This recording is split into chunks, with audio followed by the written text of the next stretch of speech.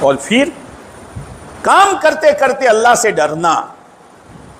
مولانا الیاس صاحب رحمۃ اللہ علیہ جب کام شروع ہوا تو علماء کی تائید لی، ایک ایک بات علماء سے پوچھی، اور جب آخری وقت آیا تو مفتی شفیع صاحب رحمۃ اللہ علیہ خدمت میں پہنچے تو مولانا الیاس صاحب زار و قطار رونے لگے۔ کہا حضرت کیوں روتے ہو؟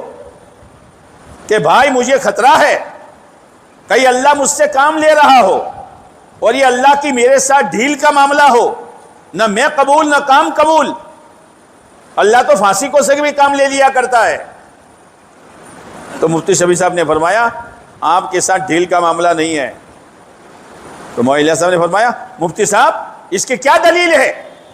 کہ اس کی دلیل آپ کا رونا ہے، ڈنگے مارنا نہیں ہے، ڈنگے مارنا نہیں ہے، رونا ہے۔ اور پھر کیا بتاؤں میں آپ کو، ایک مرتبہ یو پی میں اجتماع ہو رہا تھا، ایک مولانا مقبول احمد صاحب سیو ہاروی رحمۃ اللہ علیہ، بہت بڑے مولانا تھے، انہوں نے خود بتایا، وہاں جماعت گئی تو، کہ میں اجتماع کے کنارے پر بیٹھا تھا اور مولانا یوسف صاحب کا بیان ان کے زمانے کے لوگوں سے سنا کہ حضرت جب حیات الصحابہ پڑھتے تھے اور بدر کا واقعہ پڑھتے تھے تو ایسی کیفیت کے ساتھ پڑھتے تھے کہ بیٹھنے والا ہر ایک یہ سمجھتا تھا کہ میں بدر کے میدان میں ہوں۔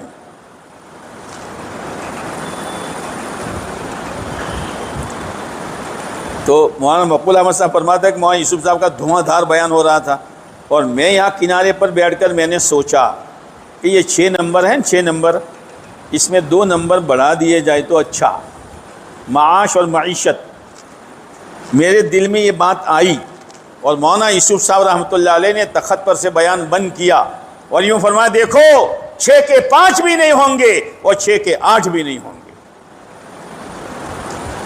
وائرلیس لگا ہوا تھا۔ مولانا مقبول احمد صاحب نے فرمایا بھائی ان کو مت چھیڑو، ان کا تو معاملہ ڈائریکٹ ہے، کام ہے، معمولی چیز نہیں ہے۔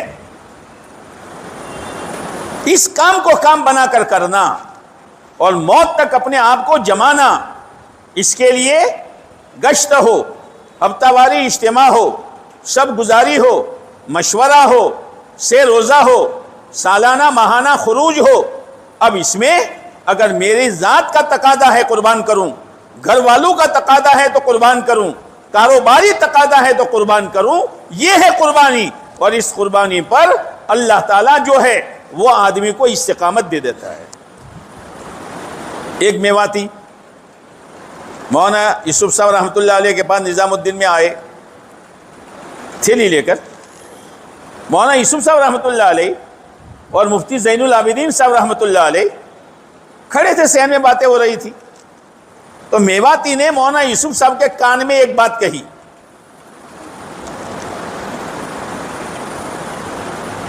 مولانا یوسف صاحب نے سر سے اشارہ کر کے اجازت دے دی، ٹھیک ہے جاؤ۔ جب وہ میواتی چلے گئے تو مولانا یوسف صاحب رحمۃ اللہ علیہ کی آنکھ میں آنسو آئے۔ تو مفتی زین العابدین صاحب رحمۃ اللہ نے پوچھا حضرت بات سمجھ میں نہیں آئی، میواتی نے آ کر آپ کے کان میں کیا بات کہی، آپ نے اجازت دے دی، پھر آپ کے آنکھ میں آنسو آئے؟ مولانا یوسف صاحب نے فرمایا یہ میواتی نے آ کر مجھے یوں کہا حضرت جی یہ میرے 3 دن لگانے کا ہفتہ ہے، میرے گھر میں میرا بچہ بیمار تھا، جب میں تھیلی لے کے گھر کی دہلیز سے باہر نکلا بچے نے جان توڑ دی، میں نے بچے پر چادر ڈال دی اور محلے والوں سے کہا جو مقدر میں تھا ہو گیا، میں تو اللہ کی راہ میں جا رہا ہوں، باقی کا کام تم کر لینا۔ مولانا یوسف صاحب نے فرمایا اس کی قربانی پر مجھے رونا آیا ہے۔ یہ باپ تھا، دشمن نہیں تھا، سینے میں دل تھا، پتھر نہیں تھا، لیکن دعوت کا تقاضا بچے کی جان جانے سے بھی زیادہ اہم تھا۔ اس اہمیت کے ساتھ چلنے کی ضرورت ہے، ورنہ قدم بھی چل جائے گا، پھسل جائے گا، اور پھر آدمی پرانی داستان رٹے گا، ارے ہمارا وقت تو فلاں صاحب کے ساتھ لگا ہے، تم تو آج کل کے ہو، ہمارا وقت تو فلاں بزرگ کے ساتھ لگا ہے، تم کیا جانو تبلیغ کو۔ ٹھیک ہے بھائی، تو نے پورا قرآن حفظ کیا تھا لیکن اب تو بھول گیا. قرآن حفظ کیا وہ بھول گیا تو تیرا حفظ کس کام کا؟ فلاں صاحب کے ساتھ لگان، فلاں صاحب کے ساتھ لگان، فلاں جگہ گیا، لیکن اب تو کام چھوڑ دیا، تو تیرا اس کام کے ساتھ کیا نسبت؟ اس کام میں لگے رہے، پھر کام اپنا رنگ دکھلائے گا، کام اپنا رنگ دکھلائے گا، اور رنگ نظر آتا ہے پھر دینی رنگ چڑھے گا، اسلامی رنگ چڑھے گا، ایمانی رنگ چڑھے گا، آخرت کی فکر کا رنگ چڑھے گا، سنت کا رنگ چڑھے گا. اور پھر اندر کا دائیا یہ نہیں ہوگا چلا لگا دوں، 3 دن لگا دوں، گشت میں چکر لگا دوں، مشورے میں بیٹھ کے رائے دے دوں. نہیں، اس محنت کی برکت سے، پیارے نبی علیہ السلام کی صحبت سے، آپ کے صحابہ کرام کو خدا نے جو زندگی دی تھی، اور اس زندگی پر خدا راضی ہو کر کہہ رہا تھا رضی اللہ عنہ ورضوا عنہ، مجھے تو وہاں تک پہنچنا ہے. یہ ہے. پھر 3 دن نہیں چھوٹ سکتے، ہفتہ واری اجتماع نہیں چھوٹ سکتا، شب گزاری نہیں چھوٹ سکتی. ارے اپنے انفرادی اعمال، تلاوت، ذکر، دعا، اور اپنی شادیوں میں دین، اور اپنے بچوں کی دینی تربیت، یہ نہیں چھوٹ سکتی جب اندر میں یہ چیز اترے گی. اس لیے میرے بھائیوں، ایک محنت اللہ نے دی ہے، لگے رہو، لگے رہو، حالات آوے برداشت کرتے رہو. ان حالات کے پیچھے اللہ کی مدد ہے، امت کا غم سینے میں لیتے رہو.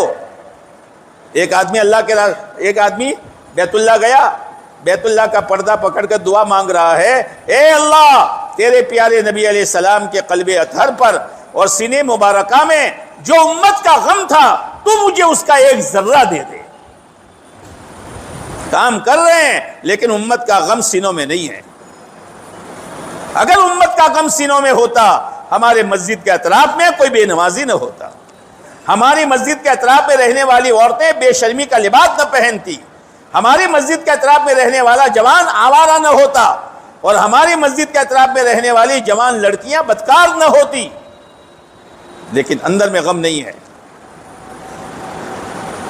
وہ امت کا غم خدا سے مانگنے کی ضرورت ہے، اور اس غم کی وجہ سے پھر آدمی کے لیے امت میں چلنا پھرنا پھر ترتیب نہیں، پھر آدمی تقاضوں پر چلے گا، تقاضوں پر چلے گا، اور پھر اللہ تعالیٰ کی طرف سے فیصلہ ہوگا یہ میرا ہے، یہ میرے کام کا ہے.